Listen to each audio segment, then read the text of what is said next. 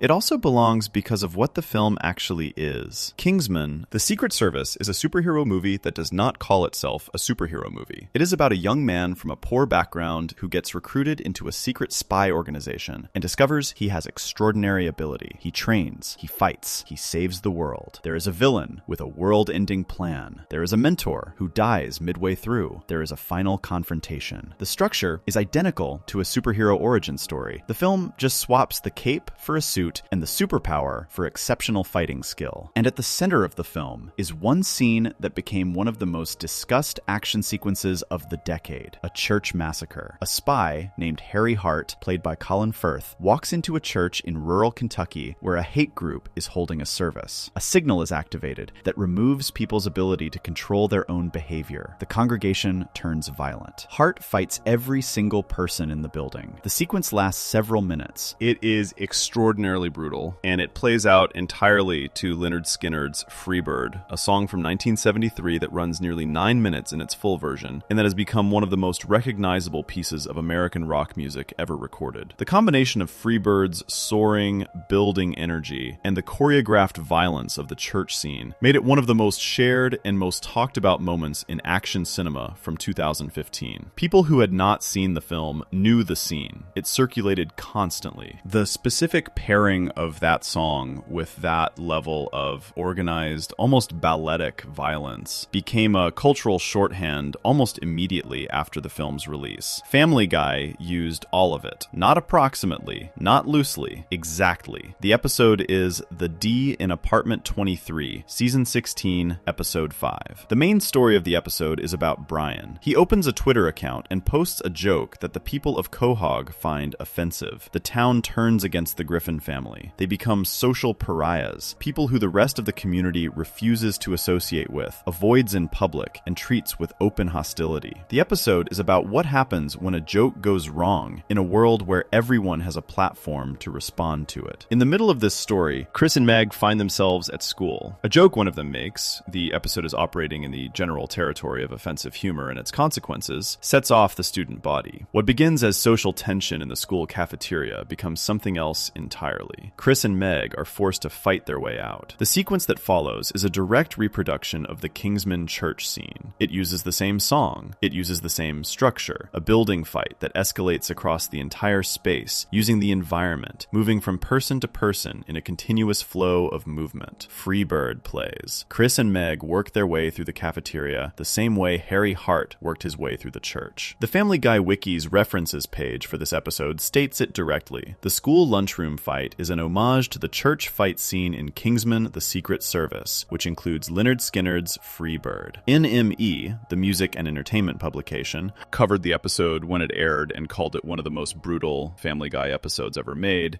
The headline specifically noted the Kingsman connection. The clip circulated online with the same speed the Kingsman original had, partly because anyone who had seen the film recognized it instantly, and partly because the show reproduced the energy of the sequence faithfully enough that it worked even for viewers who had not. Now, the easy question is why this is funny. The answer to that is fairly simple. Taking an insanely violent action movie sequence and having it performed by Meg Griffin and Chris Griffin in a school cafeteria is an inherently absurd image. Meg and Chris are not action heroes. They are two of the most consistently unsuccessful characters in the show. Meg is the family punching bag, the one everyone ignores or dismisses. Chris is well-meaning and not particularly bright. Neither of them has ever been positioned as someone capable of working their way through an entire cafeteria full of hostile students. The gap between what the Kingsman sequence demands and who Meg and Chris are as characters is the joke's first layer. But the more interesting question is why this specific scene with this specific song in this specific episode about social media outrage and the consequences of offensive jokes. The Kingsman church scene has a very specific setup. The people in the church are not innocent bystanders. They are members of a hate group. The film positions them as people who have specifically chosen to believe things that cause harm to others, who have organized around those beliefs, and who have made the church a gathering point for that organization. When the signal activates and the violence begins, the film is not staging a random massacre. It is staging a confrontation between a spy whose job is to protect the world and a group of people who have defined themselves by wanting to hurt other people. The episode of Family Guy in which this scene is recreated is specifically about what happens when a community organizes to punish someone for saying something they find offensive. Brian's tweet angers the town. The town becomes a mob. The Griffins cannot go anywhere without encountering hostility. The whole episode is examining how quickly a group of people can turn on an individual when they decide that individual has done something wrong, and how the group, once it is organized around that decision, does not leave much room for the individual to respond or recover. The Kingsman church scene, in its original context, context, is about a trained professional responding to organized group hostility. Family Guy transplants that into a story about the organized hostility of a community responding to a joke it did not like. The structural parallel is real. In both cases, a small number of individuals are surrounded by a larger group that is organized against them. In both cases, the response is to fight through the crowd. The song is the same because the situation is recognizably the same underneath the surface differences. This is the most structurally layered Marvel-adjacent joke the show made across its entire run of Marvel references. The Spider-Man bit was simple and clean. The Black Widow bit was direct and precise. The Civil Union joke found the real story inside the stated story. The Deadpool parody worked through personal parallel. The Thanos snap worked through timing and restraint. The Kingsman cafeteria scene works through genuine thematic connection. The show found a real similarity between the original scene's setup and its own episode story, and used the formal elements of the scene, the song, the choreography, the escalating energy, to make that connection visible. The choice of Freebird is not separable from any of this. Freebird is a song about leaving. It is a song about a person who cannot stay in one place, who cannot make the commitment that someone who loves them is asking them to make. The most famous lines in the song are about being free as a bird and not being able to change. The song became famous enough and long enough that for decades, requesting Freebird at concerts became a running joke. Audiences would shout it at performers as a way of being difficult, asking for a song that would take up enormous amounts of time and that nobody actually expected the performer to play. In the Kingsman film, using Freebird for the church scene is a joke about the song's reputation for being requested inappropriately. The scene is essentially the most inappropriate possible context for the song, a violent fight sequence, and the film commits to playing the whole thing anyway, leaning into the absurdity of the pairing, the same way audiences lean into shouting the song title at a performer who has no intention of playing it. Family Guy inherits all of that. When the cafeteria scene begins and Freebird starts playing, the audience who knows the Kingsman film recognizes it immediately. The audience who knows Freebird's reputation as a running joke recognizes that too. The scene is operating on multiple levels of recognition at once. It is a parody of a specific film scene, it is a joke about the song's history, and it is a genuine piece of action staging that works on its own terms regardless of either reference. The show gets away with this level of violence partly because it is animated, and partly because of the specific tradition of cartoon violence, where things that would be disturbing in live action read differently on screen. The Kingsman original was controversial in part because it was live action, real-looking people being dispatched in real-looking ways. Family Guy's version involves cartoon versions of Meg and Chris Griffin, which changes the register of the violence significantly. It is still more intense than the show's usual physical comedy, which is why NME called it one of the most brutal episodes, but it sits within the acceptable range of what an animated show can do without the same implications a live-action version would carry. Chris and Meg being the ones who perform the sequence also matters in a way that goes beyond the simple absurdity of their being unlikely action heroes. In the show's regular dynamics, both characters are defined by being overlooked and dismissed. Meg is ignored by almost everyone. Chris is underestimated constantly. They are the family members who are treated as though they do not matter, who are last considered and first forgotten. Giving them the Kingsman sequence, the most competent, most controlled, most devastating action showcase the show had ever staged, is a form of elevation the show almost never gives them. For the duration of that cafeteria fight, Meg and Chris are the most capable people in the building. The joke works partly as absurdist action comedy, and partly as an accidental moment of genuine power for two characters the show usually treats as punching bags. The episode ends badly for Brian and the Griffins. The joke that started everything does not get resolved cleanly. The town does not fully forgive. The social consequences of Brian's tweet linger. The show does not let the Kingsman sequence function as a victory. Chris and Meg fight their way out of the cafeteria, but the larger situation the episode is about does not get resolved by physical competence. The world of the episode is not the world of Kingsman, where fighting through the church ends the threat. The world of the episode is the world of social media outrage, where nothing gets resolved by anyone fighting anyone. The joke wears the Kingsman costume, but lives in a different story. That gap between what the reference promises and what the episode actually delivers is the last layer of the joke. In Kingsman, Hart fights through the church and it matters. The scene is a turning point. It means something. In Family Guy, Chris and Meg do the same thing, and the episode continues exactly as it was going to anyway.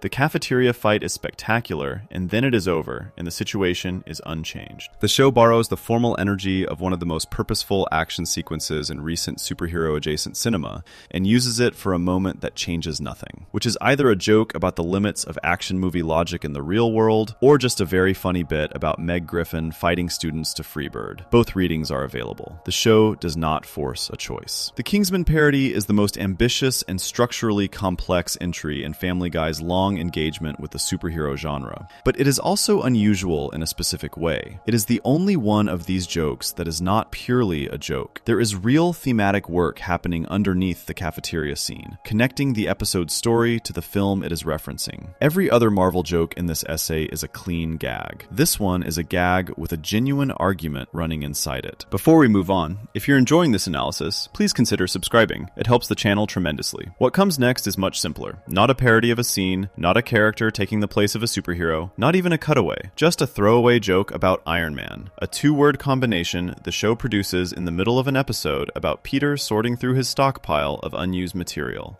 And somehow, in those two words, the show manages to say something about the MCU's brand strategy that nobody else had put quite that plainly. Section 7. The Black Widow/Avengers interview. What it reveals about the MCU's gender problem. The Black Widow cutaway in Our Idiot Brian already appeared in this essay. Section 2 covered the joke itself, the interview setup, Thor's question, the one-word answer, every hand going up, Hulk being called out for trying to be nice. That section was about what the joke is and how it works as a piece of comedy. This section is about something different. It is about what the joke reveals when you stop looking at it as a joke and start looking at it as a document, a record of something the MCU was doing, or failing to do, across years of films, and of how a 20-second cartoon cutaway named that failure more clearly than most formal criticism managed to at the time. By the time Our Idiot Brian aired in 2015, Black Widow had appeared in 4 Marvel films: Iron Man 2 in 2010, The Avengers in 2012, Captain America: The Winter Soldier in 2014, Avengers: Age of Ultron in 2015. 4 films across 5 years. She was one of the most consistently present characters in the franchise. She appeared in more films than Thor had at that point. She appeared in more films than Hawkeye. She was not a minor character or a background presence. She was there every time. And every time, the films had to solve the same problem. How do you put a regular person, no armor, no hammer, no super soldier formula, no ability to become a giant green creature, into situations that require armor, hammers, super soldier formulas, and the ability to become a giant green creature? The films each tried their own solution. Iron Man 2 solved it by making the film not really be about fighting. It is largely a film about Tony Stark's personal problems and business conflicts. Black Widow spends most of it undercover, gathering information. The one action scene she leads involves her fighting regular security guards in a hallway, not powered beings, not aliens. Men in suits with tasers. She handles them easily and efficiently. The film keeps her in situations where her actual skill set, fighting normal humans, gathering information, operating undercover, is genuinely applicable. It is a smart solution, and it works within that film's story. The Avengers is where the problem first becomes visible and hard to ignore. The third act of The Avengers is an alien invasion of Manhattan. Thousands of alien soldiers pour through a hole in space above a major city. Iron Man flies, Thor throws lightning, the Hulk smashes, Captain America coordinates, Hawkeye fires arrows from a roof, and Black Widow, whose actual powers are that she is very good at hand-to-hand fighting and knows how to operate computers, is in the middle of all of it. The film handles this by keeping her on a moving vehicle for much of the sequence, by giving her a specific mission involving closing the portal, and by letting the chaos of the battle obscure the question of what she is specifically contributing that the others could not. It works well enough in the moment. The film moves fast enough that the question does not have time to settle, but it is the first moment where a careful viewer notices that the math does not quite add up. The Winter Soldier is the film that uses her best across all 4 appearances up to that point. The reason is simple. The Winter Soldier is not primarily a superpowered conflict. It is a spy thriller. The threats in the film are largely human scale. Men with guns, political manipulation, institutional corruption. These are threats that Black Widow's actual abilities are genuinely suited to addressing. She hacks systems. She operates in disguise. She knows how to handle a fight against trained human opponents. The film is built around a story that fits her, rather than a story that requires her to operate in conditions where her abilities are the least relevant of any team member. Age of Ultron, which came out the same year as the Family Guy cutaway, is where the problem becomes loudest. The film received significant criticism for how it handled Black Widow specifically. Writers and critics argued that the film reduced her to a storyline that did not serve her well, that it relied on her as an emotional support for other characters, rather than as a character with her own goals and her own agency. The criticism was vocal enough and widespread enough that it became one of the defining conversations about the film film in the weeks after its release. Family Guy did not reference Age of Ultron specifically in the cutaway. The show does not name a film, it names a character and asks her one question. But the cutaway aired in the same cultural moment as the Age of Ultron conversation, which meant it landed into an audience that was already thinking about exactly what the show was asking. The timing was not coincidental. Television writers track cultural conversations. The Age of Ultron discussion about Black Widow had been running for months before Our Idiot Brian aired in November 2015. The show knew what it was stepping into. What makes the cutaway more than just a timely joke is the specific form of the criticism it makes. Most of the formal discussion about Black Widow's role in the MCU focused on writing, on the choices writers and directors made about her storylines, her dialogue, her relationships with other characters. That is a legitimate form of criticism, but it is also criticism that can be answered. The filmmakers can point to specific scenes, specific moments of competence, specific plot functions she fulfills. The argument becomes about interpretation. Family Guy's criticism cannot be answered that way because it operates at a more basic level. It is not asking about her storylines or her characterization. It is asking about her powers. Specifically, it is asking what she can do that her teammates cannot. And that question has no satisfying answer within the logic of a team built around genuinely superhuman beings. The show frames this as an interview.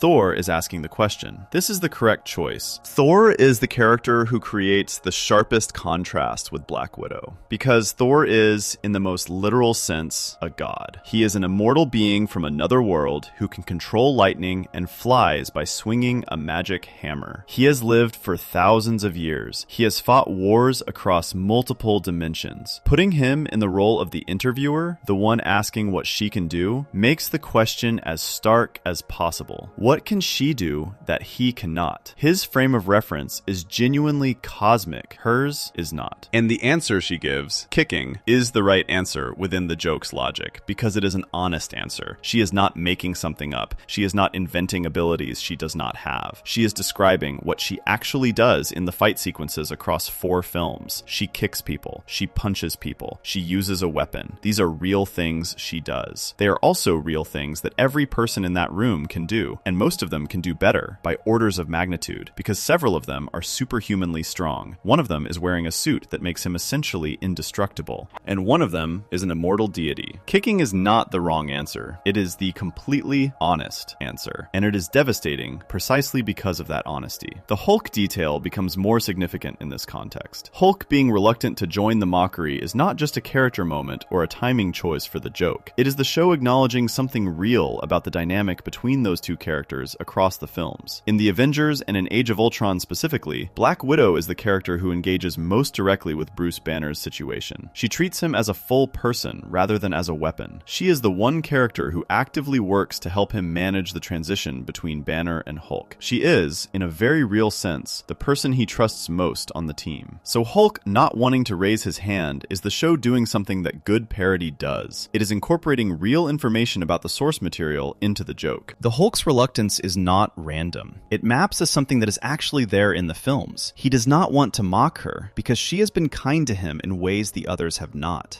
That is a more generous reading of the joke than most viewers take at first, but it is available, and it is the reading that makes the cutaway something richer than a simple roast. The Hawkeye detail operates similarly. Hawkeye is the character who, within the MCU, occupies the most similar position to Black Widow. He is also a non-powered person on a team of extraordinary beings. He also has a skill, exceptional archery, that would be the most impressive thing about him in any other context, and that becomes almost comically modest in the company he keeps. The Avengers and Age of Ultron both acknowledge this, giving Hawkeye moments where he or other characters note the strange position he is in. When Hawkeye raises his hand in Family Guy's cutaway, when the one character in the room who might have been expected to understand her position most clearly confirms that yes, he too can kick, it is the show acknowledging the full extent of the problem. It is not just that the powered members of the team can kick. It is that even the other non-powered member, the one who should arguably be her ally in the argument that regular humans belong on this team, confirms that she has not distinguished herself even within the already modest category of people who cannot fly or generate lightning. That is a very precise observation about a dynamic the MCU had built across 4 films without fully examining it. The cultural spread of this cutaway after it aired tells its own story. The clip did not circulate primarily among among people who disliked Marvel. It circulated among Marvel fans. People who had seen all 4 films Black Widow appeared in, who knew the characters well enough to recognize why Hawkeye's raised hand was funnier than any of the others, who could fill in the Age of Ultron context without being told what it was. The joke worked best for the audience that knew the most about what it was targeting. That is the pattern across all of Family Guy's Marvel references. The Spider-Man one save rule is funnier if you have thought about superhero movie logic. The Civil Union joke is funnier if you have seen Civil War and thought about what it was actually about. The Thanos snap is funnier if you know exactly where it falls in the timeline of the MCU's release schedule. And the Black Widow interview is funnier, and more pointed, if you have sat through 4 films watching the franchise try and struggle to answer the exact question Thor asks in the cutaway. These are not jokes made for people who are outside the MCU fandom looking in. They are jokes made by people who are inside it, who genuinely engaged with the films, and who noticed specific things the films either could not or would not address directly. The Black Widow cutaway is the clearest example of this because it targets the most fundamental structural issue the franchise had created for itself, not a plot hole or a character choice or a tonal inconsistency. Those are the kinds of things casual mockery picks at. This is a question about whether the basic composition of the team makes logical sense. That is a harder question to ask. Family Guy asked it in 20 seconds, and the franchise spent several more years and a solo Black Widow film in 2021 trying to provide better answers. The solo film, incidentally, gave her more of an answer to Thor's question. She has a specific skill set, she has a history, she has things she can do that are genuinely distinct from what the powered members of the team can do. The 2021 film made the case more clearly than any of the 4 earlier appearances had. Family Guy's cutaway came 6 years before that film existed. It named the gap before the franchise had filled it. The MCU's gender problem, as the section title calls it, is not simply about how many women are in the films or whether they are written with care. It is about something more structural, about what happens when you build a team of beings with extraordinary abilities and then try to make the argument that a person with ordinary abilities belongs among them, and about whether the films ever made that argument clearly enough to satisfy the question Family Guy put plainly in one word: kicking. Before we move on, if you're enjoying this analysis, please consider subscribing. It helps the channel tremendously. The next section moves away from character analysis and towards something even simpler. A throwaway gag in season 12 that lasts a few seconds, in which Peter Griffin sorts through his unused cutaway material and finds a character who is exactly what his name sounds like. It is a small joke about how thoroughly Iron Man had embedded itself into everything around it, and about what happens when a franchise becomes so big that its name can attach to almost anything and still get a laugh. Section 8, The Incredible Hulk Nostalgia, Wasted Talent, Season 2, Episode 20, 2000. Everything in this essay so far has been about Family Guy going after Marvel. The Spider-Man rule mocks superhero movie logic. The Black Widow cutaway names a structural problem the franchise spent years ignoring. The Civil Union joke finds the real story underneath the stated story of Civil War. The Deadpool parody turns a milestone into a joke about cancer and survival. The Thanos snap uses restraint to make a point about cultural saturation. The Kingsman cafeteria finds genuine thematic connection between a superhero film and an episode about mob behavior. The Iron Man chef bit packages a critique of franchise branding into 2 words. All of those are jokes made at Marvel's expense. All of them, in their different ways, are the show looking at the machine and finding something to press on. Wasted Talent is different. It is the exception. It is the moment that reveals something about Family Guy's relationship with Marvel that none of the other entries in this essay do. That the relationship is not simply one of mockery. That underneath the jokes and the cutaways and the precise identification of franchise pressure points, there is something closer to genuine love. Love for a specific version of the Marvel world. Love for a character in a show that existed long before the MCU was imagined. Love for what the Hulk was before he became a special effect. The episode Wasted Talent aired in 2000 in Season 2. It is a parody of Willy Wonka and the Chocolate Factory. The Pawtucket Brewery, which makes Peter's favorite beer, hides golden scrolls inside beer bottles and announces a competition. Find the scroll and win a tour of the brewery. Peter begins drinking enormous amounts of beer trying to find one. In the process, the show discovers that Peter is a virtuoso piano player when he is drunk. Lois tries to use this to get him into a piano competition. The whole episode is built around this premise. The Marvel moment comes at the very end. The episode is wrapping up. The credits are about to roll. And in the final seconds, Stewie appears on the side of a road, attempting to hitchhike. He is walking alone. He sticks out his thumb, and playing underneath this image is a piano piece that anyone who grew up watching a certain television show from the late 1970s and early 1980s would recognize immediately. It is the Lonely Man theme from from the 1977 television series The Incredible Hulk. The show ran from 1977 to 1982 on CBS. It starred Bill Bixby as David Banner. The show changed his first name from Bruce to David, a scientist who, after being exposed to gamma radiation during an experiment, transforms into a large green creature whenever he becomes angry or stressed. The creature was played by bodybuilder Lou Ferrigno. The show followed Banner as he traveled from place to place, unable to stay anywhere for long, always trying to find a cure for his condition, always ending up helping people in whatever town he passed through before the transformation revealed him and forced him to move on again. The Lonely Man theme played at the end of almost every episode. Banner would be walking away from whatever town he had just saved. He would stick out his thumb by the side of the road. The melancholy piano notes would begin. The camera would hold on him, alone, walking forward with no particular destination, and then the credits would roll. It was one of the most recognizable closing images on American television during its run. Generations of children watched Banner walk away to that music, week after week, and absorbed something from it. Something about being alone, about carrying something you did not choose, about helping people and then having to leave before they could really know you. Family Guy replicated this image exactly in the final moments of Wasted Talent. Stewie on the roadside, the thumb out, the Lonely Man theme playing, the credits rolling. The show does not explain the reference. It does not have another character comment on it. It does not wink at the audience or signal that it knows what it is doing. It just does it, and trusts that anyone watching who is old enough to remember the Bill Bixby series will recognize it instantly and will feel what the show clearly felt when it decided to put it there. That feeling is not mockery. That is the crucial point of this section. Every other Marvel reference in this essay is, at its core, a joke that involves the show finding something to push on, something that does not quite hold up, something the franchise created for itself that invites a pointed response. The Lonely Man tribute in Wasted Talent is not that. It is a show expressing genuine affection for something it grew up with. It is Seth MacFarlane and his writers saying, without saying it directly, that they watched this show when they were young and it meant something to them, and they wanted to acknowledge it. Bill Bixby's Hulk is worth understanding separately from the MCU's Hulk because they are, in almost every meaningful way, different characters who share a name and a condition. The MCU's Hulk, played in motion capture by Mark Ruffalo across multiple films, is part of a team. He has friends, he has colleagues, he has a support structure. The MCU eventually gives him a resolution of sorts, a version of himself that integrates Banner's intelligence with the Hulk's strength, producing a calm, functional being who can exist in the world without the constant terror of transformation. He ends the Infinity Saga as something approaching settled. Bill Bixby's Banner never gets any of that. He is always alone, he is always moving. He cannot stay in one place because the transformation will eventually happen, and it will reveal him, and then he will have to leave. The people he helps across 5 seasons of television never really know him. They know a man who passed through. They know someone who was there for a few days and then was gone. The Lonely Man theme exists to mark this, to give the departure a sound, to make the loneliness of the character's situation land emotionally every single week before the credits. There is something in the Bixby version of the Hulk that the MCU's version deliberately moved away from. The television show was genuinely sad. Not in a manipulative way, not in a way that begged for the audience's sympathy with big dramatic scenes or heavy-handed music. It was sad in a quiet, persistent way. The sadness of a condition that cannot be cured, of a life interrupted, of someone who is fundamentally good and fundamentally cursed, and who keeps going anyway. Banner in the television show does not want to be a hero. He does not assemble with a team. He does not save the world. He just tries to get through each week without the transformation making things worse than they already are. And sometimes, in the process, someone else's situation improves. That is a very different kind of story from what the MCU does with the character. The MCU Hulk is a weapon, and then a problem, and then a team member, and eventually a resolution. The Bixby Hulk is a man who cannot go home. Family Guy, in Wasted Talent, chose to honor the Bixby version. This matters because Wasted Talent aired in 2000, 1 year before the Spider-Man roof joke in Season 2 that started this essay, 2 years before the Sam Raimi Spider-Man film, 8 years before Iron Man kicked off the MCU. In 2000, Marvel was not the dominant force in global cinema that it would become. The Incredible Hulk television series had been off the air for 18 years. It was a memory. A specific kind of memory that belongs to people who were children or teenagers during its original run. The memory of watching something every week that made you feel a particular way that you did not have words for at the time. The Lonely Man theme is one of those pieces of music that carries a memory attached to it for the people who grew up with it. Not just the recognition of the tune, but the feeling that came with it. The end of another episode. Banner walking away again. The knowledge that next week he would be somewhere else, and the week after that, somewhere else again, and it would never really get better for him. And somehow, the show kept going anyway, and you kept watching. Family Guy put Stewie in that image. Stewie Griffin, the baby who speaks in a formal accent and builds time machines and occasionally attempts to take over the world, walking alone by the side of a road with his thumb out, the Lonely Man theme playing. It is absurd. Stewie is one of the most outlandish characters the show has ever produced. He is the last person you would expect to occupy the melancholy, dignified space of the Lonely Man ending. That gap between the solemnity of the reference and the character being used to embody it is where the comedy lives. But the comedy does not cancel the feeling. That is the specific balancing act the show pulls off in those final seconds. It is genuinely funny that Stewie is the one standing by the road, and the Lonely Man theme is still doing what it always did, creating a small, quiet sadness that the joke does not entirely dispel. Both things are true at once. The show is laughing and the music is serious, and neither one wins. This is actually a quality that the Bixby series itself had. The Incredible Hulk was a show that was frequently a little bit funny. Banner found himself in situations that were absurd. The characters he encountered were sometimes broad and comedic. The show had lightness in it. But the Lonely Man theme at the end was never ironic. It was never a joke. Every week, no matter how comedic the episode had been, that music played straight. The show trusted that the audience could hold both things, the comedy of the episode and the genuine sadness of the ending, without one erasing the other. Family Guy does exactly the same thing in those final seconds of wasted talent. The episode is a Willy Wonka parody. It is not a serious piece of television. It is Peter Griffin getting drunk and playing piano, which is exactly as ridiculous as it sounds. And at the end of it, Stewie walks to a roadside and the Lonely Man theme plays, and something in the audience that remembers the Bixby series feels it. The Screen Rant piece on Family Guy's best superhero references specifically identifies this moment as one of the most memorable Marvel-related instances in the show's history, calling it a tribute to the Bill Bixby era. It notes that the Lonely Man theme's appearance in the episode's closing moments is deliberate and emotionally calibrated, not random, not throwaway, but a considered choice to end the episode on a note of genuine affection for a piece of television that mattered to the people making the show. This is the section that changes the shape of the whole essay. Without it, Family Guy's engagement with Marvel looks like a one-sided relationship. The show as critic, Marvel as target. The jokes as evidence in a case against the franchise. That is not quite right. The relationship is more complicated. The show grew up with a version of Marvel. The Bixby Hulk, the 1970s and 1980s comic book adaptations, the pre-cinematic universe era of superhero storytelling that it genuinely loved. And then the franchise became something else. Something enormous and expensive and organized and machine-like. And the jokes came from the gap between what the show remembered loving and what the franchise turned into. The mockery and the nostalgia are not opposites. They are the same feeling from two different angles. You make fun of things that replaced something you loved. You do the Lonely Man tribute because you remember what the character was before he became a franchise asset. Both moves come from the same place. The Bixby Hulk walked alone down roads to piano music every week for 5 seasons and never found a cure and never got to stay anywhere and kept going anyway. Family Guy put Stewie in that image in the year 2000, 18 years after the show ended, and played the music straight, and it still worked. That is how much the original meant to the people who made this show. Before we move on, if you're enjoying this analysis, please consider subscribing. It helps the channel tremendously. What comes next is the smallest joke in the essay, and also in some ways the most revealing. A 2-word combination, Iron Man Chef, that appears for a few seconds in season 12 as Peter sorts through his unused cutaway material. It has no elaborate setup, it requires no knowledge of specific films or specific scenes, it is just 2 words placed next to each other. But those 2 words are doing something very precise about what the MCU had become by 2014. A brand so large and so thoroughly embedded in the culture that the name Iron Man had stopped belonging to a character and started belonging to a prefix. Section 9. The Iron Man Chef Cutaway and the MCU Branding Joke. 3 Acts of God. Season 12, 2014. There is a Season 12 episode of Family Guy called 3 Acts of God. The main story involves Peter deciding that God is responsible for all the bad things that happen in football games and setting out to find him and demand he stop. stop. It is a Peter Griffin plot in the most traditional sense, a ridiculous premise pursued with complete seriousness. In the middle of this episode, the show pulls back the curtain on its own process. Peter is shown sorting through his stockpile of unused cutaway gags for the week. The cutaway characters are physically present in the Griffin living room, waiting to be deployed, sitting there like performers waiting to go on stage. One of the characters gathered in the living room is Iron Man Chef, 2 words. A character who is exactly what those 2 words describe. A combination of Iron Man, the Marvel superhero, and Iron Chef, the Japanese cooking competition show that became a major hit in America when it began airing on the Food Network in the late 1990s. The Family Guy wiki confirms this directly. When Peter sorts his cutaway gags for the week in 3 acts of God, one of the cutaway gags gathered in the living room is an Iron Man Chef, a combination of Iron Man and Iron Chef. Iron Man Chef. He is there. He is available. Peter decided not to use him this week. The surface joke is a portmanteau, 2 things whose names share a word combined into one. Iron Man plus Iron Chef equals Iron Man Chef. The format works because both halves are immediately recognizable. Anyone who knows Iron Man knows Tony Stark, the suit, the repulsor beams. Anyone who knows Iron Chef knows the elaborate kitchen stadium, the secret ingredient, the chairman's dramatic announcements. Combining them creates a mental image that is genuinely funny. A man in a red and gold suit of armor competing in a cooking competition, firing repulsor beams at a cutting board. But the joke is not just about the funny mental image. It is about the word iron. By 2014, Iron Man had appeared in 4 films. Iron Man in 2008, Iron Man 2 in 2010, The Avengers in 2012, Iron Man 3 in 2013. Across those 4 films, the name had become one of the most recognized brand names in the general culture. You could say Iron Man to someone who had never read a comic book in their life, and they would know exactly what you were talking about. The name had reached the level of Superman or Batman in terms of immediate, universal recognition. When something reaches that level, its name stops belonging only to the thing it originally described. It becomes available as a modifier. It becomes something you can attach to other things to create new meanings and new jokes. The name Iron Man stopped being just the name of a character and started being a piece of cultural shorthand that could be combined with almost anything to produce an immediate response. Family Guy noticed this and made a character out of it. Iron Man Chef is not a joke about Tony Stark. It is not a joke about what Iron Man does or who he is or what the films are about. It is a joke about what the name Iron Man had become by 2014. A floating piece of language that could attach to any other concept and still produce recognition and comedy. The joke is not about the character. It is about the brand. This is a different kind of Marvel joke than anything else in this essay. The Spider-Man rule is about superhero movie logic. The Black Widow cutaway is about a specific character's impossible position on a specific team. The Civil Union joke finds the real emotional story underneath Civil War's stated political one. The Deadpool parody is about survival and milestones. The Thanos snap is about cultural saturation at a precise moment in time. The Kingsman cafeteria is about mob behavior dressed in the formal language of action cinema. The Lonely Man tribute is about affection for a version of Marvel that the franchise left behind. Iron Man Chef is about what happens when a name gets so large it stops being a name and starts being a prefix. Family Guy identified that stage in the MCU's growth and put it in the Griffin living room, sitting in a chair, waiting to be deployed. The specific joke about him being in Peter's living room with the other unused cutaway material is also a meta joke about the show's own process. Showing Peter sort through a physical stockpile of cutaway characters is the show acknowledging that these things are manufactured, prepared in advance, selected from a pool of available material, and deployed when the writing calls for them. Most television pretends its jokes arise naturally from character and situation. This episode takes the curtain away entirely and shows the audience the warehouse of prepared material. Iron Man Chef being in that warehouse is the show saying that this specific combination has been prepared and is ready to use, and Peter chose not to deploy it this week. He looked at Iron Man Chef and decided something else was more appropriate. Iron Man Chef will wait. Maybe next week. Maybe never. This is funny in the way that glimpsing backstage machinery is funny. Iron Man Chef is funny partly because the combination of words produces a genuine image, and partly because he exists as a prepared, physical cutaway character, sitting in Peter's living room, waiting for his moment that never comes. The existence of Iron Man Chef is the punchline. What he does is not the point. What he is, and the fact that he could be deployed at any moment, is the point. The MCU layer of the joke is about what the franchise's central character's name had become by 2014. 6 years in, 4 films deep, the name Iron Man was not just a name anymore. It was a building block, something you could put next to other other words, to create a new concept that people would immediately understand. Iron Man Chef, Iron Man this, Iron Man that. The franchise had done this through sheer repetition. 4 films in 6 years embedded the name so deeply in the cultural vocabulary that it became available as a prefix in a way that almost no fictional character's name ever does. Family Guy did not comment on this development. It demonstrated it. Rather than making an argument about branding strategy, the show produced a character whose entire existence is the argument. Iron Man Chef does not need an explanation. He sits in the Griffin living room and you understand immediately what he is and why he is funny and what the show is implicitly saying about the name that made him possible. The fact that Peter chooses not to use him is the final detail that makes the joke complete. Iron Man Chef is available. He is ready. He has been prepared and placed in the living room and he is sitting there waiting. And Peter looks at him and decides, not today. That refusal to deploy him is the show's most economical possible demonstration of what it is arguing. The name Iron Man is available to attach to almost anything. The show did the work of attaching it to Iron Chef and creating a character out of the combination. Then it put that character in a room and did not use him. Because having him available, having the combination prepared and ready, is itself the joke. You do not need to see Iron Man Chef cook anything. You just need to know he exists and that he could be used at any moment, and that even so, Peter Griffin looked at him and went with something else. That is a very specific kind of cultural saturation. The name alone generates comedy without doing anything. Family Guy identified that stage in the MCU's growth, made a 2-word character out of it, put him in a chair in season 12, and let him sit there, unused and funny, for exactly the amount of time the joke required. Before we move on, if you're enjoying this analysis, please consider subscribing. It helps the channel tremendously. The last Marvel reference in this essay does not involve a cutaway or a parody scene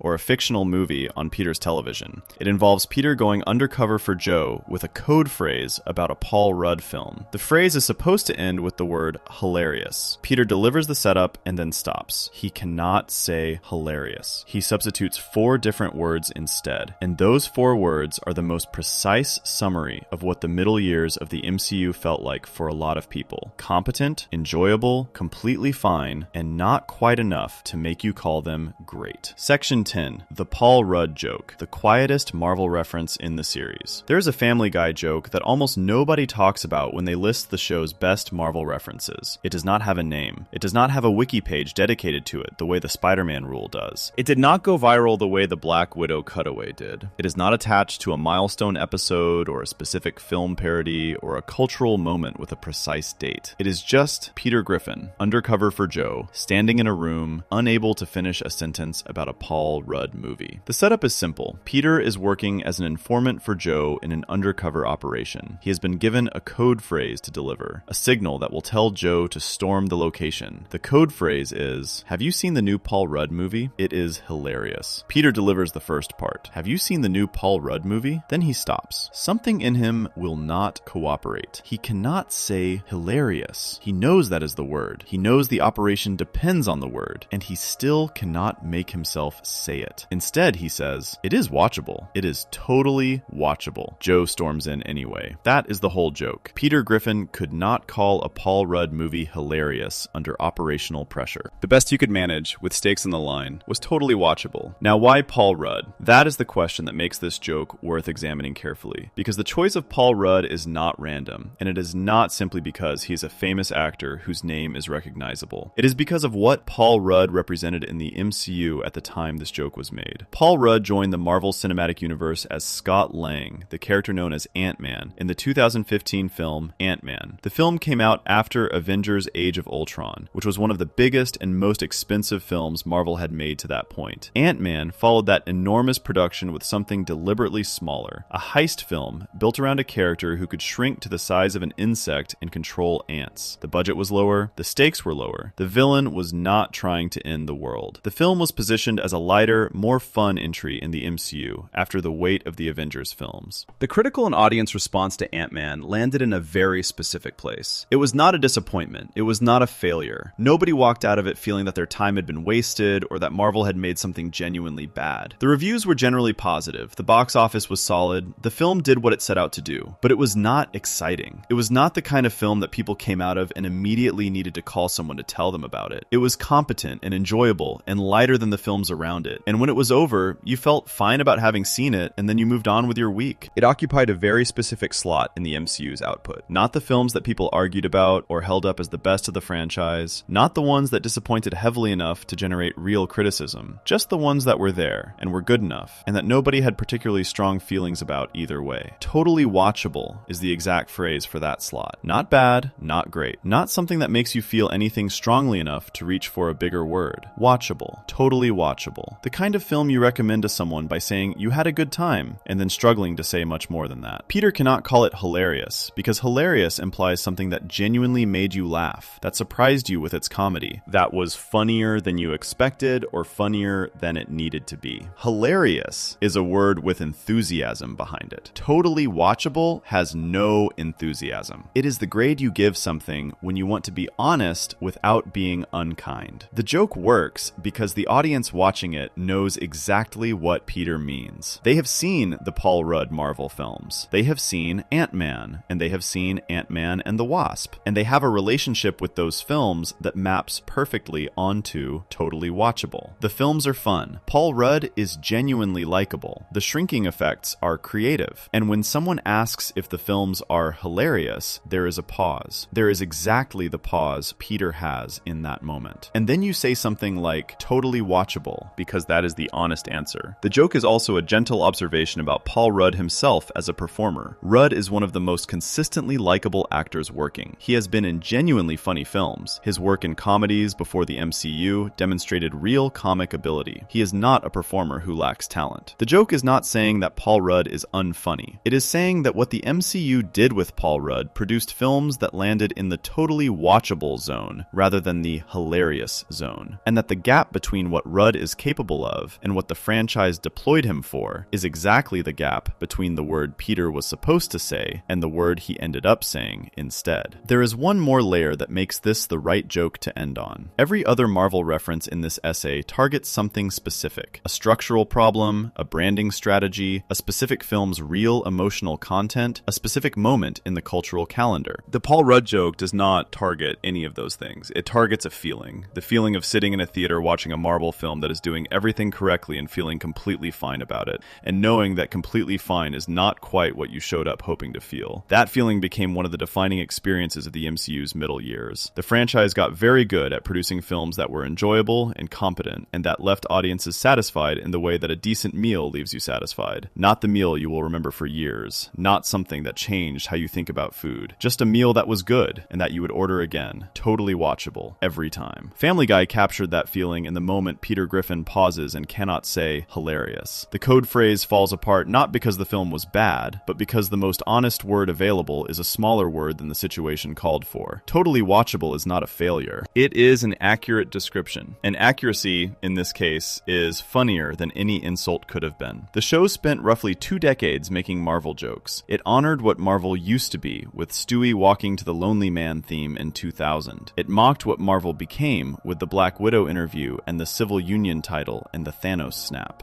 It celebrated a franchise milestone with a Deadpool parody that was secretly about its own survival. It found thematic depth in the Kingsman cafeteria. It demonstrated brand saturation with 2 words and a character sitting unused in a living room. And then it ended the whole conversation with Peter Griffin standing in a room trying to say hilarious and coming up with totally watchable instead. That pause, that specific, honest, completely undramatic pause, is the most accurate thing Family Guy ever said about what the Marvel machine eventually became. Not a disaster, not a triumph, not something that demanded a bigger response in either direction. Something you watched and felt fine about and then went home. Totally watchable. That is the phrase. 4 words. No drama. No raised hands or fading friends or songs about an anus. Just a man who cannot quite bring himself to say the word the operation needed because the word was not true. And Peter Griffin, for all his many failures, could not stand there and call a Paul Rudd movie hilarious. If you enjoyed this video essay, make sure to subscribe. Thanks for watching, and I'll see you in the next one.